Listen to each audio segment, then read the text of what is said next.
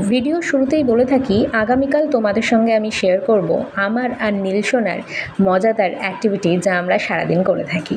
তাই সাবস্ক্রাইব বাটনটি ক্লিক করে পাশে থাকা বেল আইকনটা অবশ্যই প্রেস করে রাখবে, যাতে সবার আগে নোটিফিকেশনটা তোমার ফোনেতেই যায়। আজ কিন্তু স্নানের পর নীলসোনার সঙ্গে আমি একটু জিম অ্যাক্টিভিটি করেছি। আমার কিন্তু বেশ মজা লেগেছে, আর দেখলাম তোমাদের নীল বেশ এনজয় করছিল বিষয়টা। জানো তো, ছোটোবেলায় না দিদা ঠাম্মাদের কাছ থেকে ছোটোবেলার আমাদের গল্প অনেক শুনেছি, বেশ মজা লাগতো, বেশ ভালো লাগতো। তখন তো অত ফোন ছিল না, তাই সেগুলোকে ক্যামেরাবন্দি করে রাখার অতটা সুযোগও ছিল না। এখন সুযোগটা আছে, তাই হাতছাড়া না করে ক্যামেরাবন্দি চট করে নিয়েছি, যাতে পরে বড় হলে নীলকে আমি দেখাতে পারি।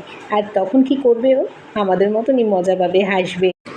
তবে দিদা ঠাম্মাদের কাছ থেকে আলাদা করে শোনা, বসে চকমুড়ি খেতে খেতে একটা আলাদাই অনুভূতি।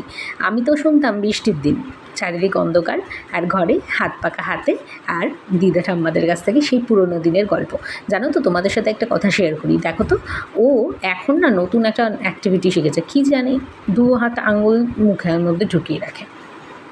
ওকে যে বলি সেটাও ভালোভাবেই বুঝতে পারে যে মা ওকে কিছু বলছে। আচ্ছা জানো তো, তোমরা কি বাচ্চাদের জামা কাপড় বাড়িতে সার্ফ দিয়ে কাচো?